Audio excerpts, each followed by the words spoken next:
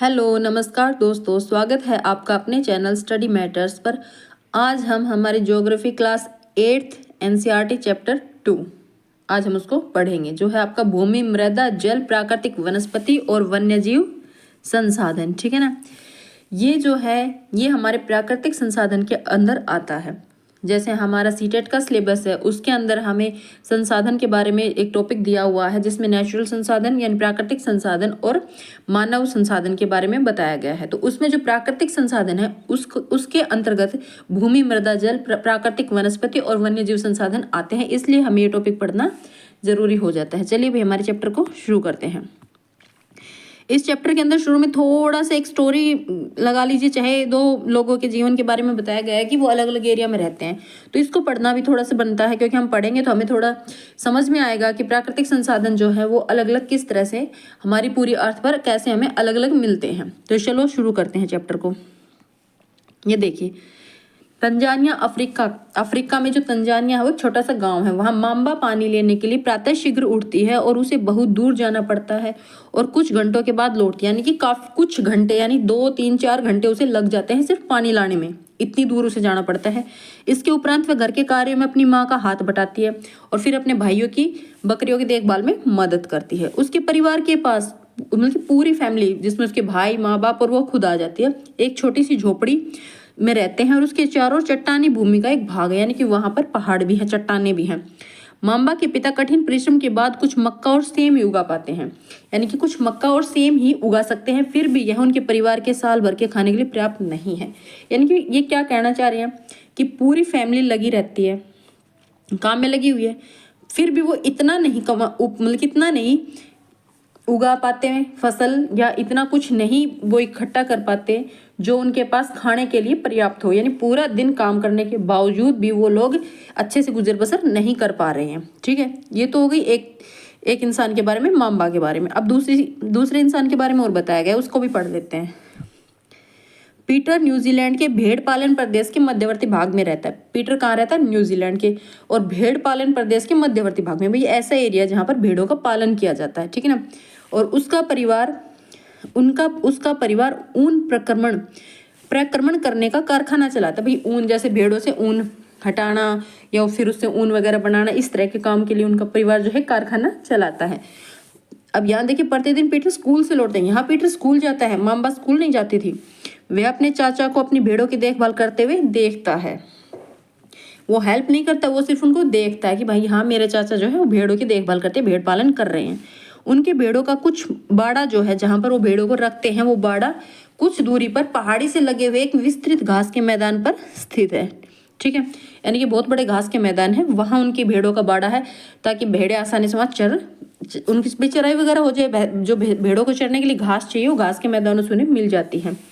वहां नवीनतम प्रौद्योगिकी का उपयोग करते हुए एक वैज्ञानिक विधि के द्वारा इनका प्रबंधन किया गया है। भाई वैज्ञानिक विधि यानी कि उन्होंने साइंस को भी अच्छे से यूज किया है, नई नई मशीनों को अच्छे से यूज करके अपनी जो ये कारखाना है, ये भेड़ों का पालन कर रहे हैं और अपना कारखाना चला रहे हैं। तो ये नई टेक्निक्स को यूज कर रहे हैं। पीटर का परिवार जैविक कृषि के द्वारा सब्जियां उगाता है। अब पीटर का परिवार क्या करता है? वो जैविक कृषि यानी कृषि में भी कुछ नई टेक्निक्स यूज कर रहा है, उसके द्वारा सब्जियां भी उगाता है। अब वो सब्जियां भी उगा लेते हैं, भी छोटा सा कारखाना चला रहे हैं अपने ऊनों का, तो उनका गुजर बसर अच्छे से हो रहा है। कहने का मतलब ये है।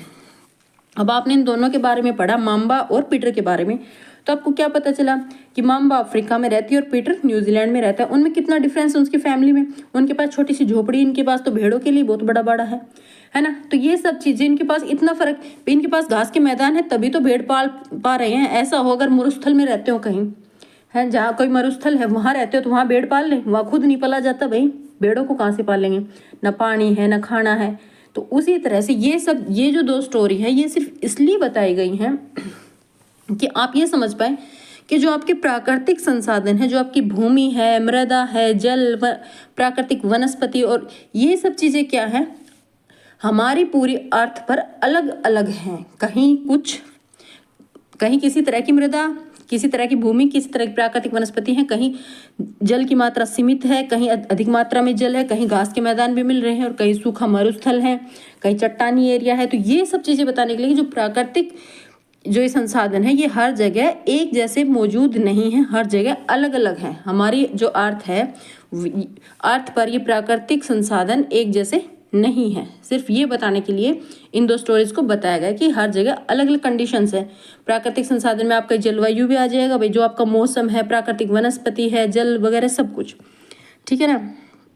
इसलिए मैंने आपको ये दो पढ़ के बताया है इनको जरा सा, वरना कोई पढ़ना जरूरी नहीं था, पर ये पढ़ने से क्या होता है थोड़ा सा समझ में आ गया कि भाई हाँ कंडीशंस अलग अलग हैं, अफ्रीका की कंडीशन अलग है, न्यूजीलैंड की कंडीशंस अलग है ना। इस तरह से माम्बा और पीटर विश्व के दो विभिन्न स्थानों पर रहते थे।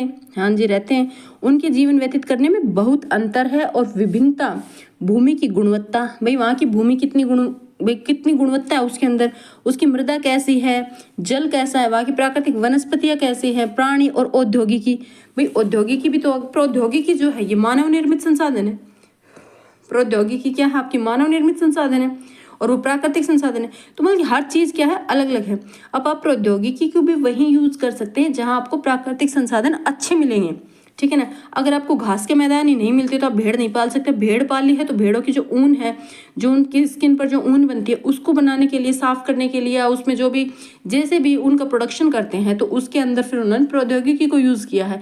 पर प्रौद्योगिकी भी तब यूज़ होती है जब आपके पास प्राकृतिक संसाधन अच्छे हों, ठीक है ना। तो ये सब बताया है कि ये इन सब की विभिन्नता के कारण है, ठीक है ना। स्थानों का एक दूसरे से भिन्न होने का मुख्य कारण इस प्रकार के संसाधनों की उपलब्धता है कि वहाँ पर किस तरह के संसाधन आपको उपलब्ध हो रखे हैं। ये चीज़ बताई गई है कि एक स्थान दूसरे स्थान से भिन्न किस लिए है, क्योंकि वहाँ की वेदर कंडीशंस, वहाँ की जो ज़मीन है, भूमि है वो, है ना, वहाँ पानी की क्वांटिटी कितनी है, हवा कैसी है, कैसा क्लाइमेट कैसा है वहाँ का, ये सब चीज़ें उस पर डिपेंड करती हैं। चलिए भैया आगे चलते हैं। अब हमारा आ जाता है भूमि, जो हमारा प्राकृतिक संसाधन के अंदर आता है। भूमि क्या है, प्राकृतिक संसाधन है ना, जो नेचुरल है, जिसे इंसान नहीं बना सकते, जो नेचुरल है वो आपके प्राकृतिक संसाधन है। तो चलिए भाई हम भूमि को पढ़ लेते हैं। भूमि सभी महत्वपूर्ण संसाधनों में भूमि भी शामिल है। भूपृष्ठ के कुल क्षेत्रफल का लगभग 30% भाग भूमि है। जो आपका भूपृष्ठ है उसके कुल क्षेत्रफल का लगभग 30% भाग भूमि है। अब यहाँ भूपृष्ठ को समझिएगा, जैसे आपकी अर्थ है। अब अर्थ पर ऐसा तो नहीं है कि सभी जमीन है, नहीं ना। जैसे यहाँ आपके कॉन्टिनेंट्स बने हुए हैं, महाद्वीप हैं ये, ठीक है ना, इस तरह से महाद्वीप बने हुए हैं, ये समझ लीजिए इस एरिया में से। तो ये जो महाद्वीप के अंदर जो ये एरिया आ गया, इसी को भूपृष्ठ कहा गया है, ठीक है ना। ये क्या है आपका भूपृष्ठ है। जल वाले हिस्से को छोड़कर, जहाँ समुद्र है, महासागर है, उस पार्ट को छोड़कर जहाँ भी आपकी महाद्वीप हैं, इन्हीं को क्या कहा गया, भूपृष्ठ कहा गया। और इस भूपृष्ठ के जो हमारे महाद्वीपों के अंदर जो भूपृष्ठ है ना, उसका भी 30% भाग ही भूमि है। उसका टोटल यानी कि भूपृष्ठ में जो एरिया आएगा उसको तो हम 100% मान सकते हैं ना भाई। जो हमारे ये महाद्वीप हैं, इन महाद्वीपों जैसे भी 7 महाद्वीप हैं, तो 7 महाद्वीपों में जो एरिया है, जो भूमि है, जो भूपृष्ठ है, जहाँ जमीन है, उसका भी 30% आपका भूमि है, ये समझिएगा, ठीक है ना। आपकी महाद्वीपों की टोटल जो एरिया है, जो लैंड है, जो भूपृष्ठ है, टोटल जो भूपृष्ठ है उस एरिया का, उसका भी 30% भाग आपका भूमि है। इसे आप ऐसे समझिएगा, ठीक है। अब वो जो 30% भाग क्या है, भूमि है। कौन सा, भूपृष्ठ के कुल क्षेत्रफल का, जो टोटल भूपृष्ठ है, जो हमारे 7 महाद्वीप है, उसका जो टोटल भूपृष्ठ है उसका भी लगभग 30% भाग ही भूमि है। यही नहीं, इस थोड़े से प्रतिशत के सभी भाग भी आवास योग्य नहीं है। पहली बात तो आप ये समझिए कि जो 30% बताइए, 30% क्यों है, क्योंकि जो बाकी का एरिया है आपका वो क्या है, जो ये बाकी का एरिया है वहाँ क्या है, पहाड़ है, कहीं पहाड़ है, कहीं पठार है, कहीं समुद्र के पास लगती जमीन है जिस पर कभी ज्वार भाटा आता है तो पानी चढ़ता उतरता है, तो वो जो जगह है वो जमीन वो वहाँ पर लोग रह नहीं सकते हैं, तो उसे भूमि में इंक्लूड नहीं किया गया है, ठीक है ना। जैसे पहाड़ी एरिया, बहुत सी पर्वतमालाएं हैं, है ना, पठार हैं, ऐसी नदियां हैं, और बहुत से ऐसे एरियाज जो समुद्र के आसपास लगते एरिया हैं जहाँ पर जीवन में रहा नहीं जा सकता, ना घर बनाया जा सकता, नहीं खेती की जा सकती, क्योंकि समुद्र का पानी उसे दबाए रखता है किनारों पर, है ना, बहुत ज़्यादा एरिया को। तो वो सब आपका निकालने के बाद आपका 30% बचता है। अभी देखिए, और यही नहीं, इस थोड़े से अब जो 30% है ना, उस पर भी टोटल पर लोग नहीं रहते, उस 30% पर भी उस 30% का जो सभी भाग है वो भी आवास के योग्य नहीं है, यानी कि आपके इस 30% पर भी सारा जो 30% है इस पर भी लोग नहीं रहते हैं।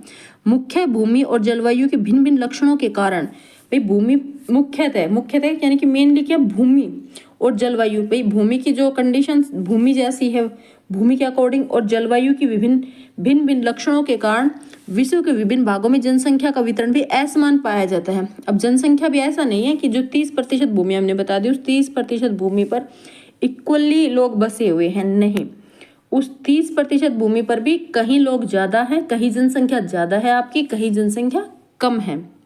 जैसे आपको पता होगा कि आपका जो एशिया महाद्वीप है उसमें ही 60% जनसंख्या, जो पूरे वर्ल्ड की 60% जनसंख्या है वो आपके एशिया महाद्वीप में ही रहती है ना, बाकी में इतनी नहीं रहती है। क्यों? क्योंकि वहाँ की जो कंडीशन है, वेदर, जो मौसम है वहाँ का, या वहाँ की जो जमीन, जो भूमि है वो इतनी अच्छी नहीं है जितनी एशिया में है। एशिया का जो क्लाइमेटिक कंडीशंस है, जो आपका मौसम है वो रहने के लिए अच्छा है ना।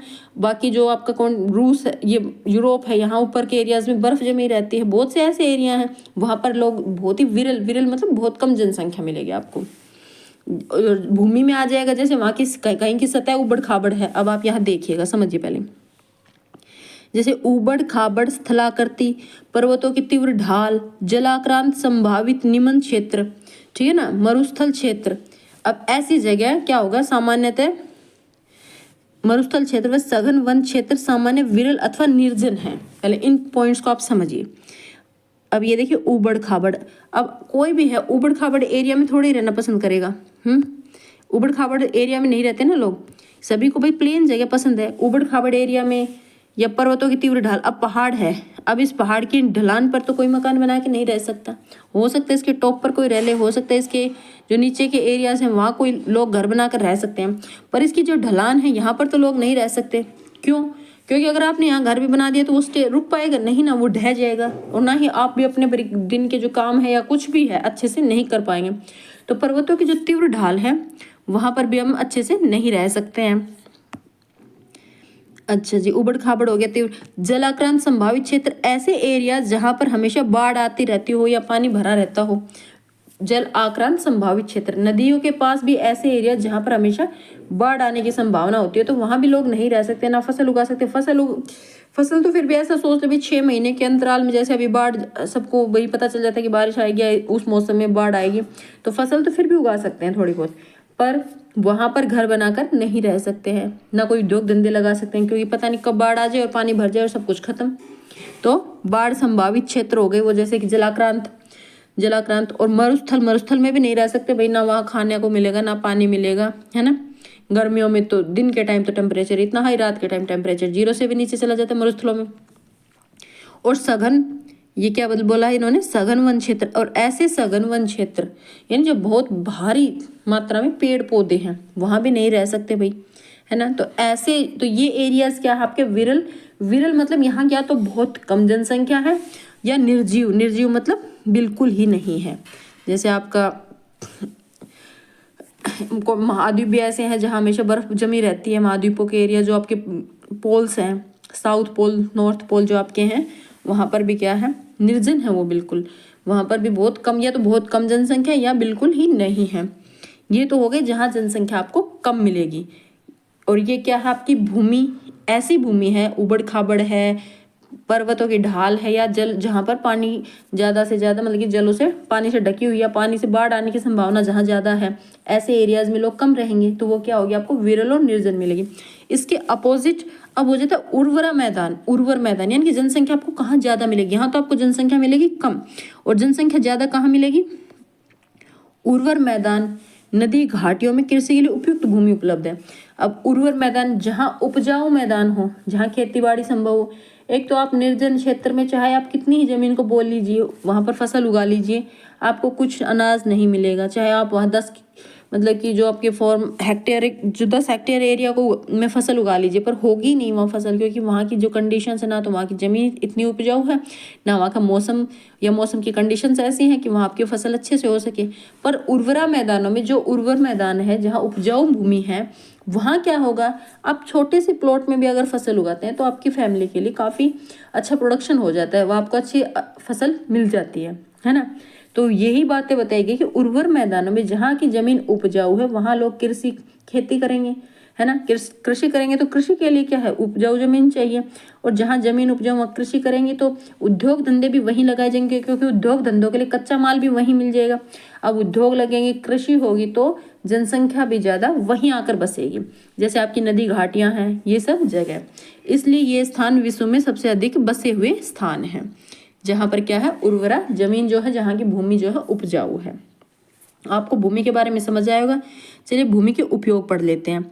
भूमि का उपयोग, अब कहाँ कहाँ भूमि का उपयोग होता है, क्या उपयोग है।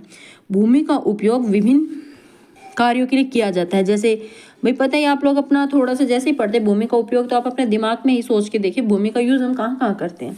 तो भूमि का उपयोग कृषि के लिए, वानिकी, खनन, सड़कों और उद्योगों की स्थापना, साधारणतः इसे भूमि उपयोग कहते हैं। ठीक है, तो अब देखिए कृषि के लिए हम भूमि का यूज करते हैं, हमें पता है। वानिकी होता है वन उद्योग लगाना, ठीक है ना, सॉरी वन उद्यान या आपके वन्य जीव अभ्यारण्य वगैरह हैं, ये सब चीजें आपके वानिकी में आ जाती है, जहाँ पेड़ पौधे होते हैं जिनको सुरक्षित रखा जाता है, ठीक है ना, बाग वगैरह लगाए जाते हैं। वन उद्यान, आपके वन्य जीव अभ्यारण्य भी इसी में आ जाते हैं। तो ये वानिकी हो जाए। खनन होता है जहाँ से खनिजों को निकाला जाए। खनिज कहाँ से निकाले जाते हैं भाई, भूमि से ही तो निकाले जाएंगे, तो वो भूमि भी खनन में यूज हो रही है। सड़कें बना रहे हैं आप, भूमि पे बनाओगे। उद्योग लगाएंगे, आप कोई फैक्ट्री लगा रहे हैं, किसी भी तरह का उद्योग लगा रहे हैं, तो वो कहाँ लगाएंगे, भूमि पर लगाएंगे। तो इन सब चीजों में किस चीज का यूज होता है भाई, भूमि, जो हमारे प्राकृतिक संसाधन है। ठीक है, अब देखिए आगे। भूमि का उपयोग सभी भौतिक कारकों द्वारा निर्धारित किया जाता है, जैसे स्थलाकृति, मृदा, जलवायु, खनिज और जल की उपलब्धता। अब आप यहाँ भौतिक कारक को समझिए। भौतिक कारक वो है जो नेचुरली, भौतिक कंडीशंस वहाँ की जिन्हें हम नहीं बना सकते, जो नेचुरली बनी हुई है। वहाँ की स्थलाकृति कैसी है, मृदा कैसी है, जलवायु वहाँ की कैसी है, किस तरह के खनिज वहाँ उपलब्ध होते हैं, कैसा पानी वहाँ उपलब्ध होता है, तो उसको देख के ही भूमि का यूज किया जाता है। अगर मृदा उपजाऊ है, जलवायु अच्छी है, तो कृषि की जा सकती है। खनिज ज्यादा मिलते हैं तो खनन का कार्य किया जा सकता है ना। और उद्योग धंधे लगाए जा सकते हैं। जल की उपलब्धता कैसी है वहाँ, अगर जल है तो ही तो कृषि कर पाएंगे। मृदा उपजाऊ है, जल की उपलब्धता है, जलवायु अच्छी है, तो कृषि कर सकते हैं। अगर किसी तरह का खनिज मिल रहा है वहां से, तो खनिजों के लिए खनन कार्य भी शुरू किया जा सकता है। खान वगैरह, है ना, जैसे कोयला वगैरह आपके ये, और मैग्नीज वगैरह, ये सब जो खनिज जो निकाले जाते हैं पृथ्वी से, सॉरी आपकी भूमि से निकाले जाते हैं। तो भूमि का उपयोग ये हो गया आपके भौतिक कारकों पर, कि वहाँ की स्थलाकृति, वहाँ की जलवायु, वहाँ की मृदा, वहाँ के खनिज, जल की उपलब्धता क्या है, ये आपके भौतिक कारकों द्वारा निर्धारित होती है। भूमि का उपयोग भौतिक कारक, भूमि के उपयोग में जो भौतिक कारक है वो ये है। आप ध्यान कीजिएगा, क्वेश्चंस नहीं पता कहाँ से बन जाएंगे, आपको बस इन छोटे छोटे पॉइंट्स को ध्यान रखना है कि भौतिक कारक का मतलब यहाँ क्या बताया गया है। तो भौतिक कारक का मतलब है जो नेचुरली है, जिनमें आप चेंज नहीं ला सकते हैं। अब आ जाते हैं मानवीय कारक। मानवीय कारकों में जैसे जनसंख्या और प्रौद्योगिकी की भूमि उपयोग प्रतिरूप के महत्वपूर्ण निर्धारण है। मानवीय कारक में आपकी जनसंख्या आ जाती है। मानवीय कारक क्या है, जैसे कि जनसंख्या, जैसे और प्रौद्योगिकी, जनसंख्या कितनी वहाँ कैसे कितनी रहती है, प्रौद्योगिकी की भूमि उपयोग, वहाँ की भूमि जो है वो प्रौद्योगिकी के लिए यूज की जा रही है, और वहाँ पर जनसंख्या, मकान, जो भी लोग हैं वो मकान बनाकर रह रहे हैं, कृषि कर रहे हैं, ये सब चीजें क्या है, मानवीय कारक है भूमि के उपयोग में। ठीक है ना। अब भूमि के उपयोग में पहले भौतिक कारकों को समझा हमने, अब आ गए मानवीय कारक भी कैसे भाई भूमि के उपयोग में। तो भूमि के उपयोग में वहाँ जनसंख्या कितनी जनसंख्या वहाँ रह रही है। अगर वहाँ की मृदा अच्छी है, उपजाऊ है, तो वहाँ कृषि की जाएगी, प्रौद्योगिकी लगाई जाएगी, तो ऑटोमेटिकली वहाँ जनसंख्या आपको ज़्यादा मिलेगी। अब आ जाते हैं स्वामित्व के आधार पर भूमि को निजी भूमि और सामुदायिक भूमि में बांटा जाता है। ये तो हमने पढ़ा था, ये भूमि की कंडीशंस कैसी है। अब आगे स्वामित्व के आधार पर भूमि को कितने भागों में बांटा जा सकता है। अगर इस तरह से क्वेश्चन आ जाता है तो आपको समझने की कोशिश कीजिए कि सामुदायिक भूमि और निजी भूमि। निजी भूमि जो जैसे कि कोई प्लॉट वगैरह है, तो आपके नाम है या किसी और इंसान के नाम है, तो वो उसका मालिक है, तो वो उसकी निजी भूमि है, निजी प्रॉपर्टी। मकान है, प्लॉट है, कोई खेत है, कोई भी जगह है, कोई भी जमीन है जिसकी रजिस्ट्री उसने करा रखी है और उसके नाम है, किसी के भी नाम है, तो वो उस इंसान की निजी भूमि होगी। और इसके अलावा आप, जबकि सामुदायिक भूमि समुदाय के स्वामित्व में होती है। जैसे सामान्य रूप से इसका उपयोग समुदाय से संबंधित व्यक्तियों के लिए किया जाता है। जैसे आप लोग गांव में रहते हैं, शहरों में तो आपको नहीं मिलेगी सामुदायिक भूमि, पर गांव में आपको बहुत मिल जाएगी। गांव की ऐसी जमीन होती है जहां पर किसी एक व्यक्ति का हक ना होकर पूरे गांव का हक होता है। ठीक है ना। पूरे गांव के लोग उसको यूज़ करते हैं। वो कैसे करते हैं, जैसे वहाँ को अगर पेड़ पौधे हैं तो वहाँ से लकड़ियाँ ले आएंगे पेड़ों से, घरों के लिए, ईंधन वगैरह के लिए। घास, अगर वहाँ घास उगी हुई है तो अपने पशुओं को चराने ले जाएंगे वहाँ, तो चारा के रूप में काम आएगी। अगर वहाँ फलों के पेड़ हैं, अब ये देखिए वहाँ अगर फलों के पेड़ हैं तो वहाँ के जो फल हैं तो उन पर भी किसी एक इंसान का हक नहीं होगा, पूरे समुदाय का। वहाँ कोई रोक टोक नहीं होगी। गांव का कोई भी बच्चा या बड़ा वहाँ से फल तोड़ सकता है, ठीक है ना। वहाँ से किसी भी तरह की औषधियाँ वगैरह लेके आना, इन सब चीज़ों में क्या होता है, सामुदायिक भूमि का यूज होता है। और इसे ही क्या कहा जाता है, सामुदायिक भूमि या संपत्ति, साझा संपत्ति संसाधन। अब साझा संपत्ति संसाधन क्या है, वो संसाधन जिस पर किसी एक व्यक्ति का अधिकार न होकर पूरे समुदाय का, चाहे वो आपका गांव है चाहे कोई भी समुदाय है, उस पूरे समुदाय का स्वामित्व होता है, वो आपका साझा संपत्ति संसाधन कहलाता है। जनसंख्या और उनकी मांग सदैव बढ़ती रहती है। भाई जैसे जनसंख्या बढ़ेगी तो डिमांड्स भी बढ़ेंगी, क्योंकि आवश्यकताएं कभी खत्म नहीं होती, बढ़ती ही जाती हैं, है ना। तो लेकिन भूमि की उपलब्धता सीमित है। पर भूमि क्या है भाई, भूमि तो लिमिटेड है। जो हजारों 100 साल पहले थी भूमि तो आज भी उतनी है, पर 100 साल में हमारी जनसंख्या में तो चेंज आ गया। अब एक बात चलिए सोच के चलिए, एक परिवार के पास पहले भाई जमीन थी, भी मैं अपनी लोकल लैंग्वेज में समझाने की कोशिश करूँगी। जमीन थी, उसके पास 8-10 किले जमीन थी, या हेक्टेयर में लगा लीजिए 8-10 हेक्टेयर जमीन थी। अब उस परिवार, पहले तो एक ही आदमी था, अब उसके बच्चे हो गए, 2 बच्चे हो गए, तो 10 हेक्टेयर जो है 5-5 में डिवाइड होगी। उसके बाद उनके भी बच्चे हो गए तो 5 हेक्टेयर और भी ज़्यादा डिवाइड होगी। तो क्या हुआ, जनसंख्या बढ़ रही है पर जमीन तो लिमिटेड है, जो भूमि है वो तो लिमिटेड है ना, भूमि तो नहीं बढ़ सकती। तो वही यहाँ बताया गया है, लेकिन भूमि की उपलब्धता सीमित है। स्थान के अनुसार भूमि की गुणवत्ता में अंतर होता है। लोगों ने सामुदायिक भूमि पर व्यापारिक क्षेत्र बनाने, जैसे जैसे स्थान चेंज होता है ना, वैसे वैसे जैसे हमने पढ़ा था पीछे कि स्थान के अकॉर्डिंग तो भूमि की गुणवत्ता चेंज होती है। लोगों ने सामुदायिक भूमि पर व्यापारिक क्षेत्र बनाने, नगरीय क्षेत्रों में घर बनाने, ग्रामीण क्षेत्रों में कृषि योग्य भूमि का विस्तार करने के लिए अनाधिकृत हस्तक्षेप शुरू कर दिया है। अब आप ये यहाँ समझने की कोशिश कीजिए, स्थान के अनुसार तो चेंज हो गया, ठीक है। लोगों ने सामुदायिक भूमि पर, जो समुदाय की भूमि है, गांव के समुदाय की भूमि है, वहां पर व्यापारिक क्षेत्र बनाना, अब ये गलत है। व्यापारिक क्षेत्र बनाना क्या हो गया, उस पर अनाधिकृत, उनका हक नहीं है, वो सिर्फ उसको वहां होने वाली जो भी संपदा है, जो भी जैसे फल फूल है, कोई जड़ी बूटियां हैं, किसी तरह का चारा है तो अपने पशु को चराओ भाई, इस तरह से उसको यूटिलाइज कर सकते हैं। पर ऐसा नहीं है कि कोई वहां पर अपना अधिकार स्थापित करने लग जाए, तो ये गलत है। तो इस तरह से वहां पर व्यापारिक क्षेत्र बनाने, नगरों में घर बनाने के लिए, अब नगरों में लोगों की जनसंख्या बढ़ती जा रही है तो सभी को घरों की जरूरत है, तो घर बनाने के लिए क्या, जो कृषि योग्य जमीन भूमि होती है, अब नगरों का विस्तार होता है, नगर गाँव के अंदर जाते जा रहे हैं, तो गाँव में जो खेती बाड़ी की जमीन थी उसको भी घर बनाने वगैरह में यूज कर रहे हैं ना। जैसे किसी भी शहर के आसपास के गाँव को, जैसे ही नगर की जनसंख्या बढ़ती है तो जनसंख्या को रहने के लिए घर की, मकानों की आवश्यकता होती है, तो उनके लिए क्या किया जाता है कि जो नगरों के आसपास के गांव हैं उनको उस नगर में ही शामिल कर लिया जाता है, ठीक है ना। इस तरह से ग्रामीण क्षेत्रों में कृषि योग्य भूमि का विस्तार करने के लिए, ग्रामीण क्षेत्र है वहां पर जो कृषि योग्य भूमि है, अब लोगों की जनसंख्या बढ़ेगी तो मकान बनेंगे तो क्या होगा, कृषि योग्य भूमि कम होगी क्योंकि उसी जमीन पर तो बनेंगे, तो उसके विस्तार के लिए ये क्या शुरू हो जाता है, अनाधिकृत हस्तक्षेप करना शुरू कर दिया है, ठीक है ना। आज भूमि उपयोग प्रतिरूप में व्यापक परिवर्तन हमारे समाज में प्रतिरूप में व्यापक परिवर्तन, भाई भूमि के उपयोग में जो परिवर्तन आ रहा है। पहले भूमि का उपयोग, भाई जनसंख्या कम थी, खेती बाड़ी के लिए बस छोटे, इतना मतलब कि वो नहीं था, पर आज जनसंख्या ज्यादा हो गई है तो क्या भूमि के उपयोग में चेंजेस आते जा रहे हैं। व्यापक परिवर्तन आज जो हमारे समाज में सांस्कृतिक परिवर्तनों को दर्शाते हैं। वर्तमान में कृषि और कृषि निर्माण संबंधी गतिविधियों के प्रसार के कारण, अब वर्तमान में क्या हो रहा है, कृषि और निर्माण संबंधित, ये दो अलग अलग चीजें हैं। एक तो कृषि हो गया आपका और एक निर्माण मतलब मकान वगैरह बना रहे हैं, कोई उद्योग लगा रहे हैं, ये हो गया आपका निर्माण में, और कृषि खेती हो गया। इनकी गतिविधियों को बढ़ा रहे हैं ना, इनकी गतिविधियों के बढ़ने के कारण, यानी प्रसार के कारण मतलब बढ़ने के कारण, निम्नीकरण मतलब क्या हो रहा है, भूमि का निम्नीकरण हो रहा है, भूस्खलन हो रहा है, मृदा का अपरदन हो रहा है, मरुस्थलीकरण हो रहा है।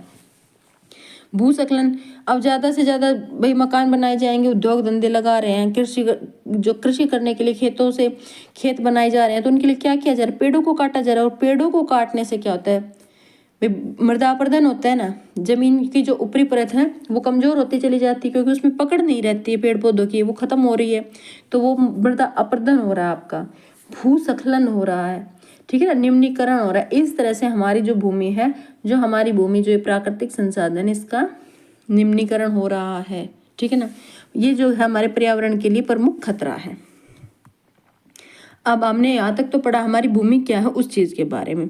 अब ये भूमि के उपयोग में कुछ इन्होंने डायग्राम दे रखा है। जैसे पहले भाई फसल खेती बाड़ी की जाती थी, यहाँ दिखा रखा है। ठीक है, खेती बाड़ी में यूज होती थी, जमीन इक्के दुक्के घर थे। फिर क्या हो रहा है, घरों की संख्या बढ़ रही है, अब और चेंज आ रहा है। उसके बाद ये नगर है, नगरों में अब यहाँ देख लीजिए ऊपर नीचे बिल्डिंग्स बन गई है, फिर भी जनसंख्या कहीं बस ही नहीं पा रही है भाई, इतनी ज़्यादा जनसंख्या बढ़ती जा रही है। अब आ जाए भूमि संसाधन का संरक्षण। अब हम भूमि संसाधन का संरक्षण कैसे कर सकते हैं इसके बारे में पढ़ेंगे। तो बढ़ती जनसंख्या, उसकी बढ़ती मांगों के कारण वन भूमि और कृषि योग्य भूमि का बड़े पैमाने पर विनाश हो रहा है। भाई जनसंख्या बढ़ रही है, तो जनसंख्या बढ़ेगी तो उसके खाने के लिए भाई अनाज की भी ज़्यादा जरूरत है, तो कृषि के लिए भी जमीन चाहिए और रहने के लिए भी, दोनों चीज़, जनसंख्या रहने के लिए मकान और खाने के लिए अनाज, तो दोनों में भूमि का यूज होगा। कृषि योग्य भूमि का बड़े पैमाने पर विनाश हो रहा है। अब जनसंख्या बढ़ रही है तो कृषि योग्य भूमि खत्म होती जा रही है, क्योंकि उनको रहने के लिए मकान चाहिए, घर बनाए जा रहे हैं, कहीं शॉपिंग मॉल्स बन रहे हैं, कहीं आपकी ये बिल्डिंग्स, कई तरह की बिल्डिंग्स बन रही है, उद्योग धंधे लग रहे हैं, तो इन सब चीज़ों में भूमि का यूज हो रहा है ना, और भूमि तो लिमिटेड है। इससे इस प्राकृतिक संसाधन के समाप्त होने का डर पैदा हो गया। कौन से प्राकृतिक संसाधन, जो हमारी भूमि है इसका। इसलिए विनाश की वर्तमान दर को अवश्य हमें रोकना चाहिए। और हम इसको कैसे रोक सकते हैं, वन रोपण करके अधिक से अधिक पेड़ लगाइए, क्योंकि इससे हमारी मृदा का अपरदन नहीं होगा, भूस्खलन नहीं होगा। भूमि उधार, रासायनिक कीटनाशकों का और उर्वरकों के नियमित उपयोग। अब हम रासायनिक कीटनाशक जो कृषि करते हैं, कृषि के दौरान हम जब खेतों के अंदर जब फसल उगाते हैं, सब्जियां उगाते हैं, तो हम क्या करते हैं, कीटनाशक डालते हैं। पर हमें उन कीटनाशकों का एक लिमिट में यूज करना चाहिए। ऐसा नहीं कि बिल्कुल ही मत करो, भाई करो पर एक लिमिट में। अगर ज्यादा कीटनाशक या ज्यादा उर्वरक हम यूज करते हैं, वो फसल तो हमें अच्छी मिल जाती है, पर वो जो कीटनाशक और उर्वरक है वो धरती में ही, जो जमीन है ना, भूमि है, उसी में ही जाते हैं और वो भूमि की उपजाऊपन को कम करते हैं, भूमि के मतलब कि निम्नीकरण करते हैं भूमि का। ठीक है ना, तो इसलिए इन सब चीज़ों पर रोक करनी चाहिए। अतिचारण पर रोक करनी चाहिए। अतिचारण का मतलब पशुओं को खुला छोड़ के जो हम खेतों में या किसी ऐसे एरिया में चराने के लिए ले जाते हैं जहाँ वो चरते हैं, जिससे ज़्यादा चराने से क्या होता है, वो जब चरते हैं तो जो घास है, घास को जड़ से उखाड़ लाते हैं, तो उससे क्या होता है, भूमि की जो ऊपरी परत है वो अपरदन होना उसका शुरू हो जाता है। तो अतिचारण को रोकना चाहिए। उसके लिए क्या करें, फसल घास उगाई, घास की कटाई करके अपने पशुओं को उनके बाड़े में ही वो चारा डालिए, यहाँ ये बताया गया है। तो भूमि संरक्षण के कुछ प्रयुक्त, कुछ सामान्य तरीके ये हैं, आप इनको यूज कर सकते हैं, जिससे हम क्या कर सकते हैं, भूमि संसाधन, जो भूमि है उसका संरक्षण कर सकते हैं। अधिक से अधिक पेड़ पौधे लगाएं, कीटनाशकों का, उर्वरकों का कम यूज करें और अतिचारण पर रोक लगाएं। इस तरह से हम भूमि का है जो संरक्षण कर सकते हैं। ये क्वेश्चंस पता नहीं किस तरह बन जाए, तो आपके दिमाग में होना चाहिए कि भूमि का संरक्षण कैसे होगा। ठीक है ना, ये पॉइंट्स अगर क्वेश्चन के अंदर आ जाते हैं तो आपको पता होना चाहिए कि आपको कहाँ टिक करना है। अब आ जाते हैं मृदा पर। भूमि अलग था, मृदा, वैसे हम भूमि और मृदा को एक तरह से समझ लेते हैं, एक दूसरे का पर्यायवाची मान लेते हैं, पर ये अलग है। भूमि अलग चीज थी, मृदा अलग है। अब चलिए मृदा को पढ़ते हैं। मृदा, भूमि के पृष्ठ पर, भूमि का जो ऊपरी परत है, जो हमारी जमीन है, जो भूमि है हमारी, जो उसकी ऊपरी परत है ना, उसी को मृदा कहा जाता है। सिंपल सी भाषा में, भूमि के पृष्ठ पर दानेदार कणों के आवरण की पतली परत मृदा कहलाती है। जो हम हाथ में ऐसे उठा के देख सकते हैं, जिसको हम रेत बोल देते हैं या मिट्टी बोल देते हैं, उसी को मृदा कहा जाता है। ठीक है ना, पतली परत को। यह भूमि से निकटतम से जुड़ी होती है। भूमि के ऊपरी परत होती है, ये भूमि के टच में होती है, निकटतम रूप से जुड़ी होती है, क्योंकि ऊपर की परत होती है ना मृदा। स्थल रूप मृदा के प्रकार को निर्धारित करते हैं। अब वहाँ किस तरह का स्थल रूप है ना, ये चीजें वहाँ की मृदा को निर्धारित करती हैं कि वहाँ चट्टानी एरिया है, मरुस्थल है, या कैसा है। तो आपको पता होगा चट्टानी एरिया में जो जहाँ चट्टाने ज़्यादा है वहाँ की मृदा कैसी होगी, जो नदियों के किनारे है वहाँ मृदा कैसी होगी, मरुस्थल है वहाँ मृदा कैसी होगी। ये सब चीज़ें क्या है, मृदा को निर्धारित करती हैं। क्या मृदा को क्या निर्धारित करता है, मृदा का वहाँ का स्थल रूप निर्धारित करता है। इसी तरह से क्वेश्चंस आएंगे, इसलिए लाइन बाय लाइन आपको समझाया जाता है कि एक एक लाइन, क्योंकि एनसीईआरटी की हर एक लाइन का अपना मीनिंग होता है, हर लाइन में क्वेश्चंस छुपे होते हैं भाई। मृदा का निर्माण चट्टानों से प्राप्त खनिजों, अब मृदा जो बनती है ना वो समझिए कैसे बनती है। तो मृदा का निर्माण चट्टानों से प्राप्त खनिजों, यानी कि जो चट्टानें हैं, चट्टानें किससे बनी होती है? खनिजों से बनी होती है। ऐसा नहीं है कि चट्टानों को वहाँ कोई फोड़ने जाता है, नहीं, वो धीरे धीरे जैसे भी मौसम का असर उन पर पड़ता है चट्टानों पर, उससे वो क्या होती है, थोड़ा थोड़ा टूटती रहती है। और वो जो चट्टानें जरा जरा सा टूटती हैं, जो उनके खनिज हैं, वो उससे मृदा ही बनेगी। और जैव पदार्थ, अब जैव पदार्थ मतलब यहाँ आ जाइए, यहाँ जैव पदार्थ और भूमि पर पाए जाने वाले खनिज। अब भूमि का निर्माण में क्या बताया, मृदा के निर्माण में चट्टानों के खनिज, जैव पदार्थ और भूमि पर पाए जाने वाले खनिज। भाई चट्टानें जब टूटती रहती हैं, वो चट्टानों से खनिज निकाले जाते हैं, तो खनिज निकालते वक्त चट्टानें भी टूटती हैं, खनिज भी ऐसा है थोड़ा बहुत वहीं गिर जाते हैं, तो वो खनिज हैं, वो चट्टानें हैं, चट्टानों के जो पार्ट्स हैं जो टूटे हैं, वो क्या बनाएंगे, मृदा बनाएंगे। मृदा में मिलेंगे आपको, वहाँ की मृदा में वो चीज़ें अवश्य मिलेंगी। जैव पदार्थ मतलब जो भी छोटे मोटे जीव जंतु हैं, पेड़ पौधों की पत्तियां हैं, पेड़ पौधे हैं जो गिर जाते हैं, टूट जाते हैं, जो जीव जंतु मर जाते हैं, वो वहीं पड़े पड़े गल सड़ जाते हैं या वहीं की मृदा में मिल जाते हैं, तो वो भी उस मृदा में मिलेंगे, उसी वहाँ की जो मृदा है उसके पार्टिकल्स में वो जरूर मिलेंगे आपको। और भूमि पर पाए जाने वाले खनिज, और वो जो भूमि है वो किस तरह की चट्टानों से, किस तरह के खनिजों से बनी है, भाई आग्नेय सैलों से बनी है, कायांतरित सैलों से बनी है ना, इस तरह से। अब आपको ये पता होना चाहिए वो किस तरह की सैलों से बनी हुई है। तो जिस सैल से वो मृदा वहां बनी है, या वहां की जो जमीन जिस सैल से बनी है, वो वहां की मृदा में वो खनिज आपको जरूर मिलेगा। तो ये सब चीजें क्या है, आपकी मृदा को बनाती हैं। तो मृदा को क्या क्या बनाता है आपको पता होना चाहिए। वहां की जो चट्टानें हैं, जैव पदार्थ, वहाँ की जो भूमि में है उसमें जो खनिज पाए जाते हैं, वो सब चीजें वहाँ की मृदा को बनाते हैं, ठीक है ना। यह अपक्षय की प्रक्रिया के माध्यम से बनती है। अपक्षय आपको समझ में आ गया होगा। अपक्षय मतलब वो जो धीरे धीरे टूटती रहती हैं। अब चट्टान है, धूप में या गर्मी के मौसम में वो फैलती है, हमें दिखाई नहीं देती, फैलती का मतलब ये नहीं पिघल के फैल जाएगी, भी थोड़ा सा उसके अंदर, उसमें भी रिएक्शंस होते रहते हैं, उसके अंदर भी कुछ जो साइंटिफिक चेंजेस आते रहते हैं हम, तो वो थोड़ा सा गर्मी के मौसम में फैलती है, सर्दियों में सिकुड़ती है। तो बार बार ऐसे फैलने सिकुड़ने से उसके अंदर जो रिएक्शंस होते रहते हैं उसमें उसके कण जो है कमजोर होते चले जाते हैं उस चट्टान के, और वो धीरे धीरे टूटते रहते हैं बारीक बारीक पार्टिकल्स में, और वो मृदा में मिलते रहते हैं। तो ये आपकी अपक्षय की प्रक्रिया बोली जाएगी। क्या बोली जाएगी? अपक्षय की प्रक्रिया, ये आप ध्यान रखिएगा। और खनिज और जैव पदार्थों का सही मिश्रण, और खनिज जो है वो खनिज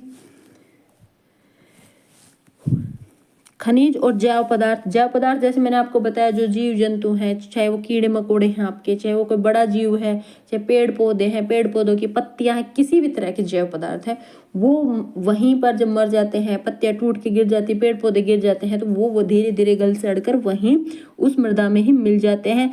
और ये खनिज और जैव पदार्थों का जो सही मिश्रण है वो ही आपकी मृदा को क्या करता है? उपजाऊ बनाता है। यहाँ देखिएगा आप, एक मिनट समझिए, जो यहाँ दिया गया अपक्षय को यहाँ समझाया गया है, आप यहाँ समझिए।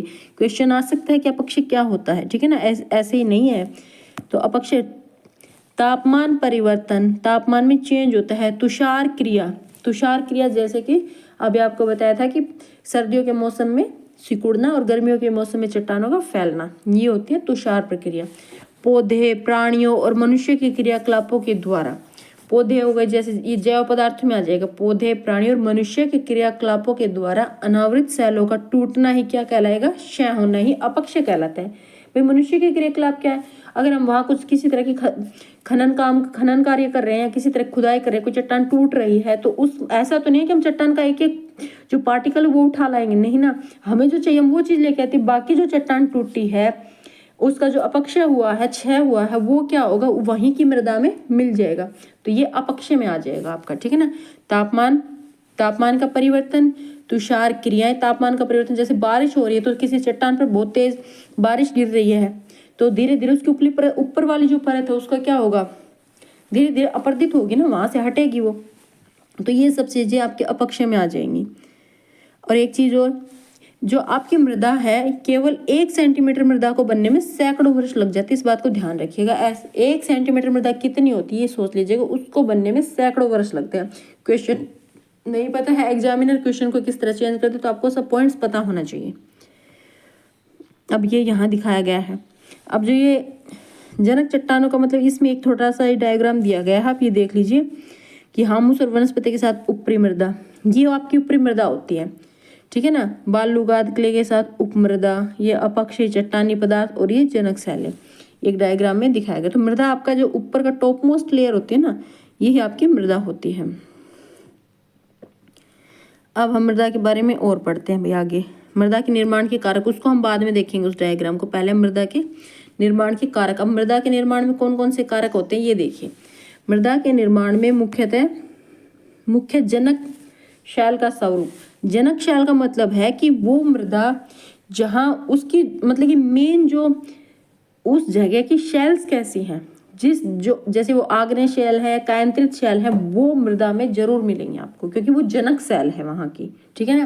किसी एरिया, अब जो जमीन बनी हुई है, भूमि है, वो किसी न किसी शैल से तो बनी है, और वो जो शैल वहाँ है वो ही आपकी मृदा में मिलेगी आपको, तो वो उसकी जनक शैल होगी। जैसे आग्नेय चट्टानों से बनी है, कायांतरित चट्टानों से बनी है, तो उसमें जिस खनिज की ज्यादा मात्रा होती है वो आपकी जो जनक शैल में जो खनिज है, जो जनक शैल है, वो वहाँ आपकी मृदा में जरूर मिलेगा। तो शैल का स्वरूप आ गया। जलवायविक कारक, जनिवा की जलवायु कैसी है। मृदा निर्माण के अन्य कारक जैसे स्थलाकृति, जैव पदार्थों की भूमिका, भाई वहाँ किस तरह के जैव पदार्थ मिले, पेड़ पौधे हैं, जीव जंतुओं का मरने के बाद वहाँ गल सड़ गए हैं या उसी मृदा के अंदर मिल गए हैं, कम मिले हैं, ज़्यादा मिले हैं, ये सब चीज़ें आपकी मृदा के कारक, निर्माण के कारक। जो अब तक मैं पढ़ती आ रहे हैं हम वही चीज़ें हैं कि मृदा के निर्माण में कारक कौन कौन से हो सकते हैं, ठीक है। और मृदा निर्माण के संगठन में लगा समय, और उस मृदा को, अगर मृदा में थोड़ा टाइम हुआ है उस मृदा को बने हुए, तो उसकी लेयर जो है पतली मिलेगी। ज़्यादा टाइम हुआ है तो जो मृदा है वो आपको ज़्यादा मोटी और ज़्यादा अच्छी मिलेगी। तो मृदा निर्माण के संगठन में कितना समय लगा है ये भी अलग होता है, अलग अलग स्थानों में भिन्न होता है, ठीक है ना। हर जगह एक जैसा नहीं होता, भाई कहीं नई मृदा है, कहीं काफ़ी पुरानी मृदा है, ठीक है ना। तो ये सब चीज़ें मृदा के निर्माण के कारक हैं। अब मृदा अधिक उपजाऊ है, कम उपजाऊ है, तो ये जैव पदार्थों का जो मिलना होता है, जो जैव पदार्थ और खनिज है उनके मिश्रण पर डिपेंड करता है। अगर जैव पदार्थों की क्वांटिटी वहाँ ज़्यादा है तो मृदा उपजाऊ मिलेगी, किस तरह के खनिज है वो भी मृदा उपजाऊ मिलेगी, ठीक है ना। ये आपको पता होना चाहिए। मृदा के निम्नीकरण और संरक्षण के उपाय। अब हम इस चलिए एक मिनट वापस चलते हैं यहाँ पर, इस डायग्राम को यहाँ समझते हैं। अब ये मृदा के बारे में बताया गया है कि जनक शैल रंग, गठन, रासायनिक गुण, धर्म, खनिज, मात्रा, पारगम्यता को निर्धारित करती हैं। पारगम्यता का मतलब यहाँ आ जाता है कि मिट्टी में पानी को सोखने की कितनी कैपेसिटी है, वो जमीन जो है, वो मृदा जो है, वो कितना पानी अपने अंदर सोख सकती है और उसके अंदर एयर, हवा जैसे कि अच्छे से आ सकती है, ठीक है ना। ये सब चीज़ें, जैसे जनक शैल है, जनक शैल जैसे मैंने आपको बताया था वहाँ किस तरह की शैल्स है उस एरिया में, तो वो मृदा भी उन्हीं शैलों की अधिकता उस मृदा में मिलेगी। तो ये सब चीज़ें क्या है, मिट्टी की पारगम्यता को, खनिज, ये सब चीज़ें क्या है, पारगम्यता को निर्धारित करती है, किसकी, मृदा की। उच्चावच, तुंगता और ढाल मृदा के संचय को निर्धारित करते हैं। अब संचय का मतलब आप यहाँ देखिए, उच्चावच और तुंगता। अब ये जैसे पहाड़ है, अब पहाड़ की इस एरिया में मृदा आपको पतली लेयर मिलेगी, क्योंकि क्या है, यहाँ वो ठहर ही नहीं सकती, उसका अपरदन होता रहेगा। जैसे भी बारिश होगी तो इस मृदा का क्या होगा, अपरदन हो जाएगा। तो यहाँ जो पहाड़ी एरिया में जो ढाल वाला एरिया है, यहाँ आपको मृदा की कम लेयर मिलेगी, तो वो मृदा का संचय हो गया। मृदा के संचय को कौन निर्धारित कर रहा है, आपका उच्चावच, तुंगता और ढाल, ठीक है ना। अच्छा, अब देखते हैं ये तीसरे में क्या बता रहा है कि वनस्पति, प्राणीजात और सूक्ष्म जीव, जो वनस्पति, प्राणीजात और सूक्ष्म जीव है वो ह्यूमस निर्धारण को प्रभावित करते हैं। अब वहाँ ह्यूमस मतलब उपजाऊपन है कि कितनी उर्वरता है जमीन में, तो ये ह्यूमस को निर्धारित कौन कर रहा है, वनस्पति, प्राणीजात और सूक्ष्म जीव, यानी कि वहाँ किस तरह की वनस्पति है, वो सब पेड़ पौधे, जैसे मैंने बताया पेड़ पौधों की पत्तियां गल सड़ जाती है, वो अंदर उसमें मिल जाती है, तो ये सब चीज़ें क्या हैं, आपकी मृदा में उपजाऊपन को निर्धारित करती हैं। जलवायु, तापमान, वर्षा, अब इसको पढ़ते हैं भाई। अपक्षय और ह्यूमस निर्माण की दर को प्रभावित करते हैं। वहाँ की जलवायु कैसी है, तापमान कैसा है, वर्षा कैसी, ये सब चीजें भी आप वहाँ के ह्यूमस को निर्धारित करेंगे। समय मृदा परिच्छेदिका की मोटाई को निश्चित करती है। समय का मतलब है वहाँ कितना टाइम हुआ उस मृदा को बने हुए, भाई 10-20 साल हुए हैं, 100 साल हुए हैं, 200 साल हुए हैं, जितना लंबा, जितना लॉन्ग पीरियड होगा मृदा की परिच्छेदिका मतलब मोटाई जो है मृदा की उतनी ही आपको मिलेगी। ज़्यादा टाइम हुआ है तो ज़्यादा मोटी मृदा की लेयर मिलेगी, कम टाइम हुआ तो कम मिलेगी, और भाई पहाड़ों की ऊंचाई है तो वहाँ पर आपकी मृदा की लेयर कम मिलेगी। इसमें सिर्फ यही चीज़ें समझाई गई है। अब आगे आ जाते हैं भाई, पहले थोड़ा सा इसको भी पढ़ लेते हैं। क्रियाकलाप में जो दिया गया है कि भारत में जलोढ़, काली, लाल, लैटराइट, मरुस्थलीय और पर्वतीय प्रकार की मृदाएं पाई जाती हैं। भारत में किस तरह की मृदा मिलती है आपको? जलोढ़। जलोढ़ मतलब जो नदियों के द्वारा भागकर लाई जाती है और ये बहुत ही सबसे ज्यादा उपजाऊ होती है आपकी जलोढ़ मृदा। काली, काली मृदा आपकी कपास के लिए अच्छी होती है, जो महाराष्ट्र के एरिया में मिलती है, यानी कि काली मृदा को कपासी मृदा भी कहा जाता है। फिर आपकी लाल, लैटराइट, मरुस्थलीय, पर्वतीय प्रकार की मृदाएं मिल सकती हैं भारत में, यानी कि आपको पता होना चाहिए किस किस तरह की मृदा मिल रही है। विभिन्न प्रकार की मृदाओं में एक एक मुट्ठी, भाई ये तो आपको बस वैसे ही बताया गया है। और ये मृदा की खासियत है कि हर तरह की मृदा में किसी न किसी तरह की फसल अच्छी उगती है। अब हम आ जाते हैं मृदा के निम्नीकरण और संरक्षण। अब मृदा का जो निम्नीकरण और संरक्षण, उसके बारे में हम अपनी मृदा को कैसे बचा सकते हैं, उसका अपर्दन होने से या निम्नीकरण कम होती जा रही है ना, हमारी मृदा की उपजाऊपन कम हो रहा है, कम होती जा रही है, तो उसको हम कैसे बचा सकते हैं उसके बारे में हम पढ़ेंगे। क्योंकि ये एक प्राकृतिक संसाधन है और ये ऐसे संसाधन है जिनको मनुष्य नहीं बना सकता है, और ये हमारे लिए बहुत ही जरूरी है। जो चीज़ें आज हमारे पास है इसलिए हमें उनकी वैल्यू को पता नहीं होता, पर जब वो चीज़ हमारे पास नहीं होगी ना तब हमें पता चलेगा कि उनकी वैल्यू क्या होती है। तो मृदा अपर्दन को हम पढ़ लेते हैं भाई। मृदा के जो निम्नीकरण और उसके संरक्षण के उपाय को हम पढ़ते हैं। मृदा अपर्दन और क्षीणता मृदा संसाधन के लिए दो मुख्य खतरे हैं। मृदा के लिए दो मुख्य खतरे कौन से हैं? एक तो उसका अपर्दन हो रहा है और एक क्षीणता, ठीक है ना। अब अपर्दन तो आपको पता ही है, मृदा की ऊपर की जो लेयर है उसका हटता जाना, और क्षीणता होती है उसके अंदर ही कमजोरी आ जाना मृदा की, जैसे कि, ठीक है ना। तो उन चीजों को हम पढ़ेंगे। तो मानवीय और प्राकृतिक दोनों ही कारकों के द्वारा, भाई ऐसा नहीं, मानवीय कारक भी है और प्राकृतिक कारक भी है, दोनों ही कारक जो है मृदा का निम्नीकरण हो रहा है। अब वो कैसे हो रहा है? तो मृदा के निम्नीकरण में सहायक कारक है। मृदा का निम्नीकरण मानवीय कारक यानी इंसान भी कर रहे हैं और नेचुरली भी हो रहा है, ठीक है ना। इन दोनों चीजों से मृदा का निम्नीकरण हो, तो ध्यान रखिएगा मृदा का निम्नीकरण अब अगर क्वेश्चन आ जाता है तो नेचुरल भी हो रहा है। अधिक बारिश हो रही है, बहुत तेज हवाएं चल रही हैं, तो भी अपर्दन तो हो रहा है ना मृदा का। और मनुष्य भी कर रहे हैं भाई, अति पशुचारण है, उर्वरकों का यूज है, ये सब चीजें करके मनुष्य भी कर रहे हैं। तो आपको पता होना चाहिए कि मृदा का निम्नीकरण मानवों के द्वारा भी होता है और प्रकृति के द्वारा भी होता है। अब निम्नीकरण को रोकने में सहायक वनोन्मूलन, जैसे कि वनोन्मूलन अब निम्नीकरण में सहायक है भाई। निम्नीकरण में मतलब कि जो मृदा का जो नुकसान हो रहा है ना, निम्नीकरण से आप ये सोचो उसको कम होना, उसमें नुकसान होना मृदा में, ठीक है ना। तो वो जो कैसे हो रहा है? वनोन्मूलन यानी कि पेड़ों को काटा जाना, बहुत ज्यादा मात्रा में पेड़ों को काटना, क्योंकि कृषि के लिए, खेती के लिए और उद्योग धंधे लगाने के लिए, घर बनाने के लिए हम पेड़ों को काट रहे हैं। अतिचारण, पशुओं के द्वारा अधिक चारा चराना, है ना। रासायनिक उर्वरक, कीटनाशकों का अति उपयोग, ये सब चीज क्या है? ये आपके मानवीय कारक हैं। अब वर्षा, दोहन, भूस्खलन और बाढ़, भाई वर्षा आ रही है, भूस्खलन हो रहा है, बाढ़ आ रही है, ये सब चीजें क्या है? अगर बहुत तेज बारिश आ रही है तो वो अपने साथ मृदा के ऊपर की परत को हटा देगी। भूस्खलन हो रहा है, बाढ़ आ रही है, तो ये सब चीजें क्या करेंगी? मृदा को निम्नीकरण करेंगे, नुकसान पहुंचा रही है ना। और ये किसके द्वारा हो रहा है? ये प्रकृति के द्वारा हो रहा है। तो मृदा का निम्नीकरण प्रकृति के द्वारा और मानव दोनों के द्वारा किया जा रहा है। आपको ये पॉइंट्स पता चल गया होगा। अब मृदा के संरक्षण की कुछ विधियों के बारे में हम पढ़ लेते हैं। मृदा के संरक्षण की कुछ विधियां निम्न प्रकार से हैं। अब कैसे कर सकते हो आप? मल्च बनाना, पहला आ गया आपका मल्च बनाना। पौधों के बीच मल्च होते क्या है पहले ये समझिए। इसमें बताया गया कि पौधों के बीच अनावृत भूमि जैव पदार्थों जैसे प्रवाल से ढक दी जाती है, इसे ही मृदा की आर्द्रता रुकी रहती है। पहले आप इसी पॉइंट को अच्छे से समझिए। मल्च बनाना होता है क्या? मल्च का मतलब यहाँ ये बताया गया, जैसे हमारे पास अब ये देखिए, ये एक खेत है, मैं आपको यही समझाने की कोशिश कर रही हूँ।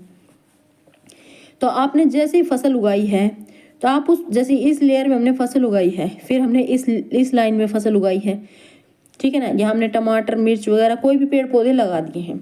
अब जो बीच का एरिया हमारा जो बच जाता है ये वाला, तो इसको हम किसी तरह के जैव पदार्थ मतलब पत्तों से, खाद, गोबर की खाद वगैरह है, उन सब चीज़ों से हम इस बीच के एरिया को ढक देते हैं, ठीक है ना। उन सब चीज़ों से हम इस बीच के एरिया को, जैसे ये बीच का एरिया है, इसको हम खाद वगैरह से ढक देंगे, या मल्चिंग पेपर आता है उससे हम इसको ढक देते हैं। तो इससे क्या होता है, मृदा की जो नमी होती है ना, जो जमीन के अंदर की नमी होती है वो बनी रहती है और हमारे पेड़ पौधों को पर्याप्त मात्रा में नमी पहुंचती रहती है। तो इसे कहते हैं मल्च बनाना। और इससे मल्च बनाने से क्या होगा, जब वो ढक गई है तो ना तो हवा के साथ उड़ के जाएगी, ना बारिश में अपरदित होगी, है ना। अगर मृदा को ढक दिया है तो वो सेफ हो गई है ना। तो ये हो गया आपका मृदा को बचाने का मल्च बनाना। मल्च आपको समझ में आ जाना चाहिए कि किस ऊपर की जो लेयर है, भूमि की जमीन की जो ऊपरी लेयर है, उसको जैव पदार्थ होता है, पेड़ पौधों के पत्ते, खाद, जैसे आपकी गोबर की खाद वगैरह, उन सब से ढक देना, ऊपर उसको ढक देना। या मल्चिंग पेपर आता है, एक प्लास्टिक के तरह का पेपर आता है, उससे उस बीच के एरिया को ढक दिया जाता है। जहाँ फसल उगाई जाती है उस एरिया को छोड़कर बीच के एरिया को ढक दिया जाता है। जहाँ यहाँ फसल उगाई है, यहाँ फसल उगाई है, तो इस एरिया को छोड़ के जो इसके बीच में जो एरिया आ गया, इस एरिया को, बीच वाले एरिया को किसी पेपर वगैरह से, मल्चिंग पेपर से ढक देना, तो इसी को बोलते हैं मल्च बनाना, ठीक है ना। इससे जमीन की नमी बनी रहती है। इसे क्या कहा जाएगा, आपका मल्च बनाना, ठीक है। चलिए भाई, वेदिका फार्म को पढ़ लेते हैं। वेदिका फार्म जैसा आपका यहाँ दिखाया गया, ये है आपका वेदिका फार्म। ये चौड़े, पहले इसको पढ़ते हैं फिर समझते हैं। चौड़े समतल सोपान अथवा वेदिका तीव्र ढालों पर बनाए जाते हैं ताकि सपाट सतह फसल उगाने के लिए उपलब्ध हो, ठीक है ना। इससे पृष्ठीय प्रवाह और मृदा का अपरदन कम होता है। तो अब वेदिका फार्म आपके इसमें डायग्राम दिया गया बुक में, उसको देख लीजिए। जैसे यहाँ दिखाया गया है, ये इस तरह से देखो वेदिकास बनाई गई हैं। तो ये क्या है कि इस एरिया में जैसे ये पहाड़ है, अब ऐसे सीधा पहाड़ है, इस पर खेती नहीं की जा सकती, तो इसको काट के इस तरह से काट के क्या है, इस तरह से ऐसे, इस तरह से ऐसे पहाड़ को काट के वेदिका जैसे ये बना दिया, है ना, ये बना दिया ऐसे।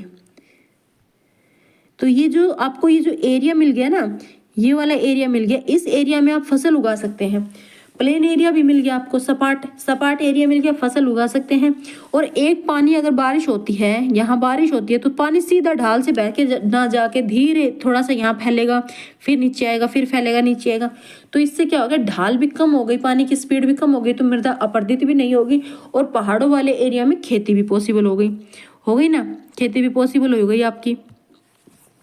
तो यही यहाँ बताया गया है कि चौड़े समतल सोपान अथवा वेदिका तीव्र ढालों पर बनाए जाते हैं। तो वेदिका फार्म कहाँ बनाए जाएंगे, तीव्र ढालों पर। और इसमें सपाट सतह जो होती है ना, उसको फसल उगाने के लिए यूज किया जाता है। समझ गए ना। जैसे कि अभी ये वेदिका बनाई, तो ये सपाट एरिया जो मिल जाता है इनको, ये वाला, तो यहाँ पर ही क्या करेंगे, फसल उगा सकते हैं इस एरिया में, है ना। और इससे क्या होगा, पानी का प्रवाह भी कम हो जाएगा। बारिश वगैरह आती है तो पानी का प्रवाह कम होता है। इस पहाड़ी एरिया को जमीन जो मिलती है उसको थोड़ा सा चौड़ा बना के, सीढ़ीनुमा बना के, उसको क्या कर लेते हैं, खेती में भी यूज कर लेते हैं। चलिए भैया, आपका वेदिका फार्म हो गया। अब आ जाते हैं समोच्च रेखीय जुताई। समोच्च रेखीय जुताई एक पहाड़ी ढाल पर समोच्च रेखाओं के समानांतर जुताई ढाल के नीचे बहते जल के लिए प्राकृतिक अवरोध का निर्माण करती है। अब आपका ये समोच्च रेखीय जुताई दिखाया गया है, इसको देखिएगा। पहाड़ी ढाल पर ये भी बनाया गया है, पहाड़ों की ढाल पर ही है। समानांतर यानी कि इस एरिया में, जैसे ग्रीन का ये एरिया दिखाया गया है, यहाँ पर इस एरिया के बीच में यहाँ फसल उगा दी, इस एरिया को छोड़ दिया, फिर यहाँ फसल उगा दी, फिर इस एरिया को छोड़ दिया, यहाँ फसल उगा दी। यहाँ पर क्या करते हैं, थोड़े गड्ढे टाइप बना दिए, ठीक है ना। इससे क्या होता है, प्राकृतिक अवरोध बन जाता है। पानी आया, यहाँ ठहर जाएगा, फिर पानी आया, यहाँ ठहर जाएगा। वो पानी आगे बहकर नहीं जाएगा स्पीड में, और उससे क्या होगा, स्पीड में जब ये पानी आएगा और बह के नहीं, एकदम स्पीड से पानी नीचे ना जाके, जो ये आपके अवरोध बने हुए हैं ना, यहाँ बीच में ये जो एरिया है, ये अवरोध है, यहाँ पर आपका पानी ठहर जाएगा। यहाँ पर इन्होंने गड्ढे बना दिए, किसी तरह की रुकावटें लगा दी हैं।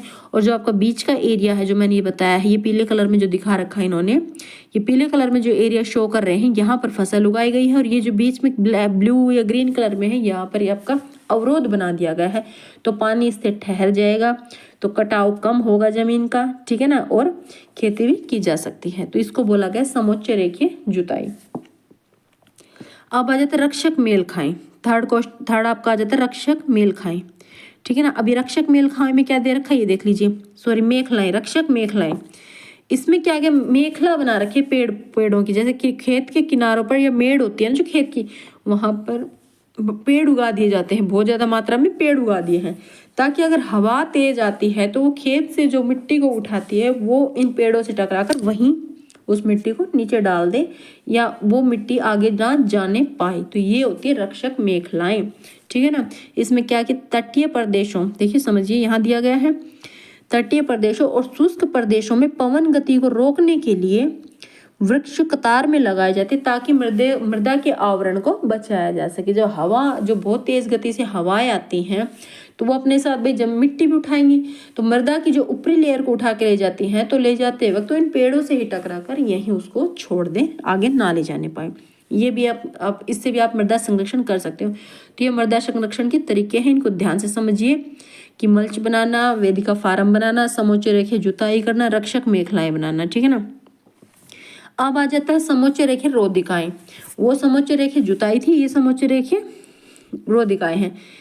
समोच्च रेखीय रोधिकाओं में क्या होता है कि मृदा पर क्या होता है, पत्थरों घास मृदा का उपयोग किया जाता है। रोधिकाओं के सामने जल एकत्रित करने के लिए खाइयां बनाई जाती हैं। अब इसमें क्या होता है कि जैसे एक तरह का खेत है, सॉरी ये पहाड़ी एरिया है, यहाँ से तब क्या हो रहा है, ऊपर से आते वक्त जैसे यहाँ तो जमीन उगाने के लिए इन्होंने फसल उगाने के लिए एरिया बना दिया, फिर ये बीच में इन्होंने यहाँ किसी तरह के अवरोध बना दिए, घास लगा दी, मिट्टी लगा दी, किसी तरह के अवरोध बना दिए। यहाँ पर क्या होगा, पानी आएगा ठहर जाएगा, और बीच में खाई सी भी बना देते हैं, उसके अंदर खाई के अंदर क्या होता है, पानी भर जाता है। फिर आगे ऐसे ही ये एरिया जमीन उगा, यहाँ पर फसल उगा देंगे, फिर इस एरिया में आगे फिर क्या करेंगे, वही खाई बना देंगे, पानी रोकने के लिए अवरोध बना देंगे, पानी की स्पीड कम हो जाएगी, खाई बना देंगे, इसी में पानी ठहर जाएगा और इस पानी को बाद में फसल में भी यूज कर सकते हैं। तो इससे क्या होता है कि पानी की स्पीड कम हो जाती है और आपकी फसल भी अच्छी होती है, क्योंकि फसल पानी के बहाव कम है तो आपकी फसल को भी नुकसान नहीं पहुंचाएगा और ना ही मृदा का अपरदन होगा, और पानी भी इकट्ठा होता रहेगा खाइयों में। तो उससे क्या होगा, उस पानी को बाद में फसल की सिंचाई के लिए यूज कर लेंगे। तो इसमें यही बताया गया है। तो समोच्च रेखा रोधिकाओं और जुताई में डिफरेंस समझ लीजिएगा। रोधिकाओं में क्या होता है कि वहां पर अवरोध लगा दिए जाते हैं, किस चीज के, घास पत्थर या मृदा के अवरोध, किसी तरह एक तरह से मेड़ बना दी जाती है। और रोधिकाओं के सामने जल इकट्ठा करने के लिए खाइयां भी बना दी जाती है, उन रोधिकाओं के सामने खाइयां भी बना दी जाती है। इसमें उसका डायग्राम नहीं दिया गया भाई, मैं आपको दिखा देती वरना। अब आ जाता है चट्टानी बांध बनाना। चट्टानी बांध में क्या आ गया, एक ऑप्शन ये भी है, यह जल के प्रवाह को कम करने के लिए बनाए जाते हैं, यह नालियों की रक्षा करते हैं और मृदा क्षति को रोकते हैं। भाई किसी भी तरह का बांध, अब कोई नदी बह के आ रही है पहाड़ों से, मान के चलिए पहाड़ है, इस पर से नदी आ रही है, कोई नदी बह रही है, तो यहाँ से चट्टानों को हटा करके बीच में नदी के लिए गहरा गड्ढा या रास्ता बना देना। फिर नदी का पानी क्या है, पूरे एरिया में ना फैलकर उस गड्ढे से ही निकल के जाएगा। इस तरह से होता है जल चट्टानी बांध बनाना, यानी कि चट्टानों से ऐसा एरिया बना देना कि उससे फिर पानी अपना एक ही रास्ता बना ले और वहीं से निकलता रहे। ये आपका चट्टानी बांध में आ जाता है। अब बताते हैं बीज की फसल उगाना। बीज की फसल उगाने में वर्षा दोहन से मृदा को सुरक्षित रखने के लिए अलग अलग समय पर भिन्न भिन्न फसलें एकांतर कतारों में उगाई जाती हैं। कि भाई आप एक जैसी फसल ना उगाए, टाइम टाइम पर फसलों को चेंज करके उगाते रहें। वो आपकी मृदा के उपजाऊपन को भी बनाए रखती है और मृदा को सुरक्षित रखती है।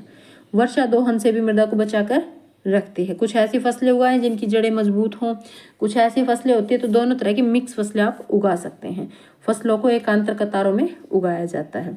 तो यह आपके मृदा संरक्षण के तरीके थे। भाई वीडियो बहुत लंबा हो जाएगा, चैप्टर काफ़ी बड़ा है, तो इसको मैं आधे चैप्टर को मैं दूसरे वीडियो में आपको करवाऊंगी। भूमि और मृदा जो आपके प्राकृतिक संसाधन थे, इन्हीं को मैंने इसमें शामिल किया है। आपका जल और आगे जो कुछ जल बचता है और प्राकृतिक वनस्पति और वन्य जीव संसाधन जो बचते हैं, उनको हम नेक्स्ट वीडियो में कवर करेंगे। आज के लिए इतना ही, धन्यवाद।